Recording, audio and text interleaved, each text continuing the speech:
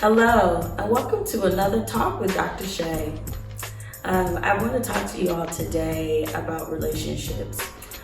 We've talked about values and we'll continue to have different discussions, but we realize that during this pandemic, it is putting a lot of pressure on relationships. And what we know about that is pressure bursts pipes. So I want to hopefully give you some tips to help your relationship survive and grow and heal through tough times. Sadly, my colleagues and I, we have discussions and talks about we're predicting a surge in referrals for relationships.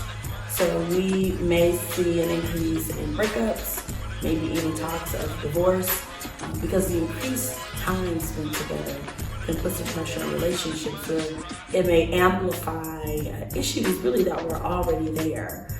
But we have learned to evade because we're going to work or unfortunately through other relationships, or we're just having the opportunity to get away from home. Now, there are some couples, on the other hand, where increased time spent together is actually a good thing, right? So it might amplify the passion. So those couples are doing well, but we do recognize there are some couples who might be struggling right now. We have heard, and you guys have probably heard, primary issues for breakups and divorce, issues like money, finances, infidelity, growing disconnected from each other, and constant arguing. But I've learned that no matter what the issue is, really the source of the problem always tends to boil down to mastering the art of communication. And it's not enough for one person to master it alone. Both people need to be going, and both people really need to be intentional about how we communicate with each other. But first, you have to really come to an understanding about what is a disagreement. There needs to be an understanding of the problem. If you don't identify the problem, you'll be arguing over everything but what the problem is.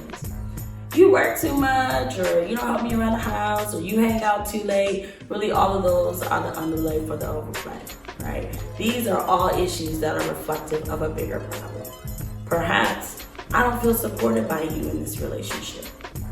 But really, to communicate that, you really do have to risk being vulnerable with each other. One thing that comes up for me in discussing mental health in the Black community, where I have some struggles with, is the discomfort and sometimes what feels like a war with vulnerability. We have had so much struggle in our communities that strength was, and really still is in some cases, necessary for us to survive. The challenge I have is that vulnerability is sometimes misperceived as strength's opponent, and they're really not opposing ideas. And I think we can identify some times where vulnerability or being vulnerable really could have been dangerous. In non-abusive relationships, I don't think we could be more wrong. So let me reframe vulnerability for you. Really, vulnerability, simply put, is honesty, right? We're just simply talking about risking being honest with yourself and with your partner.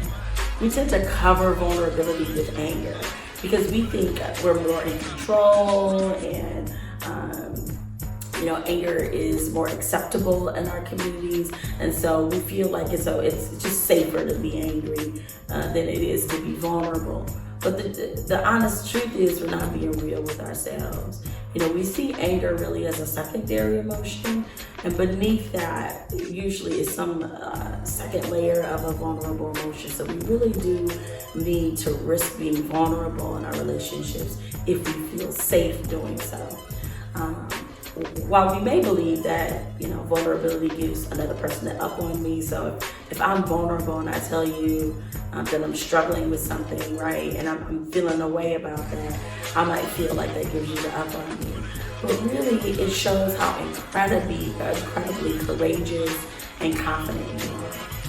If you are not honest, you're putting your partner in a position to fix the wrong problem. So we really do need to risk showing up and being honest with each other in our relationships. So we want to come to an understanding of the problem, which Gotta be careful. That does not mean you will have to agree, okay? And no two people agree on everything. When I see relationships where people are always agree on everything, I become a little concerned, right? Either someone is not, has lost their sense of individuality in the relationship.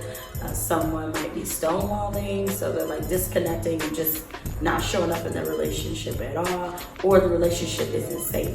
So I want to be careful when I say that we need to come to an agreement or an understanding of what the problem is. Sorry, I'm not suggesting that the two of you may agree. In fact, you may find that there are several layers to the onion, right? That this is how I perceive the problem, and this may be how you perceive the problem. But nevertheless, we both need to come to terms with what are we really disagreeing about. So there are different ways that disagreements can be resolved, okay? So it can look differently depending on how the two of you communicate or what your values are.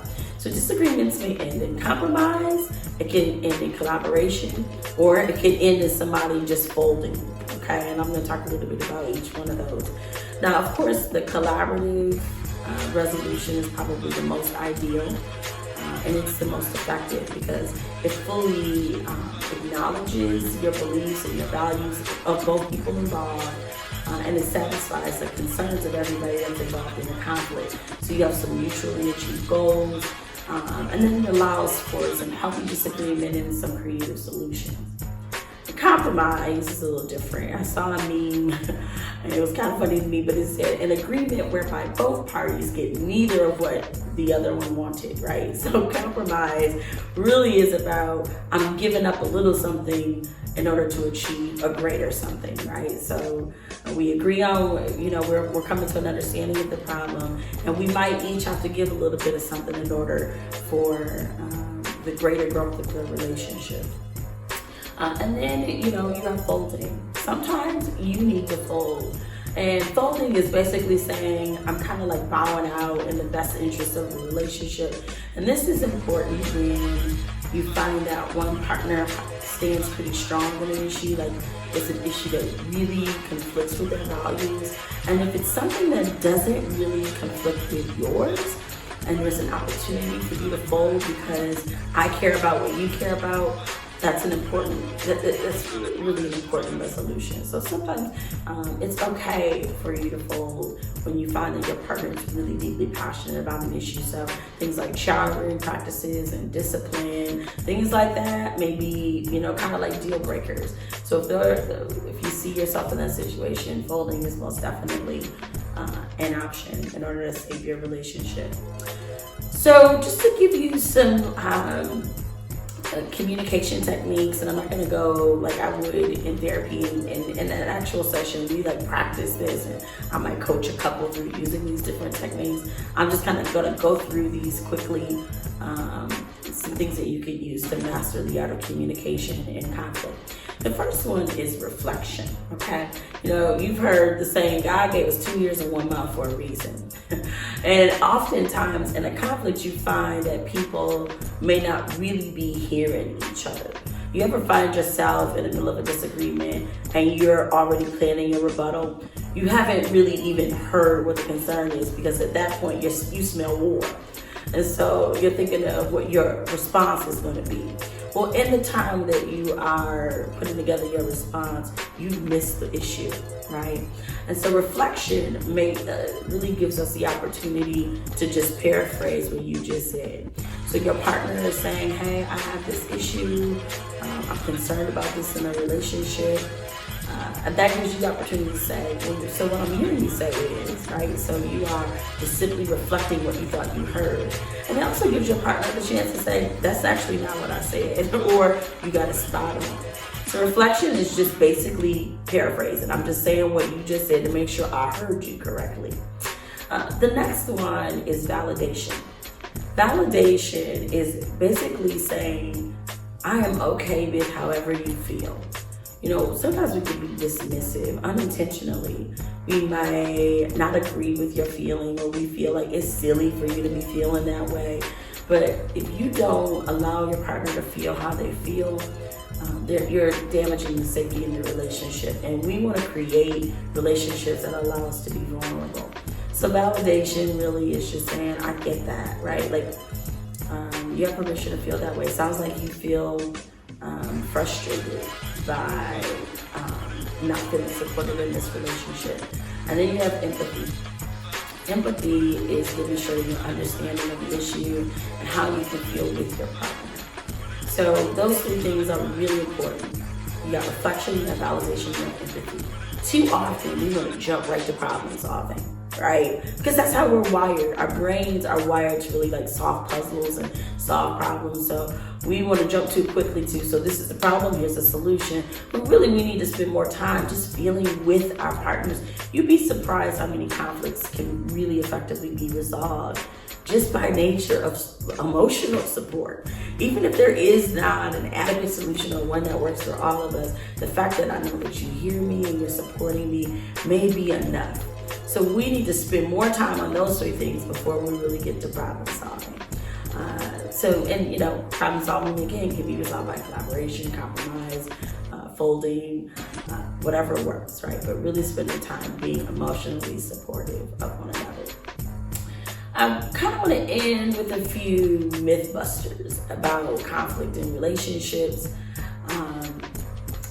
One of those is that conflict should never be escalated. Well, that's not true, right? Sometimes we need conflict to escalate in order to get to the root of an issue. So the idea that if conflict is escalating, then that's a problem, no, not necessarily. Sometimes that's okay, as long as it's not dangerous or violent, that's all right.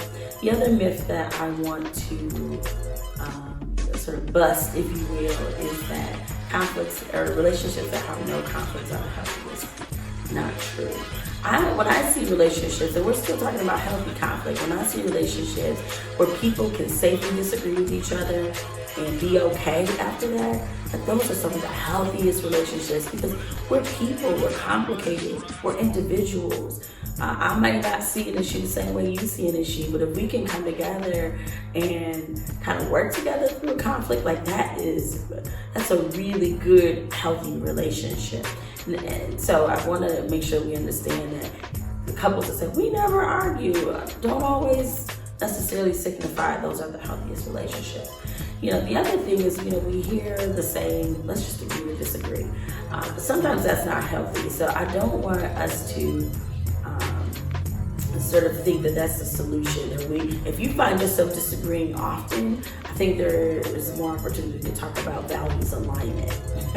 Where are we different, right? But you don't want to chronically find yourself just agreeing to disagree. And then finally, we don't want to see like a pattern of these four dynamics in communication. So we don't want to see contempt, we don't want to see criticism, we want to sort of stay away from defensiveness and stonewalling. And there's research to predict that the presence of those four things in a relationship chronically can like accurately predict the relationships that are going to end in divorce. So it's really critical that we avoid what we call the four horsemen. You'll use those occasionally in relationships as coping skills, but we don't want to see the presence of those four things in relationships chronically. So if you start to find yourself checking out, disappearing, not responding to your partner, that's cause for concern. So again, those four horsemen, we don't want to see criticism, contempt, defensiveness, or stonewalling. In that order can be used to predict relationships that won't last. So if you have any questions for me, or if you would like me to elaborate a little more on any topic, please feel free to email me at thetalkwithdrshae@villageleap.com. Thank you.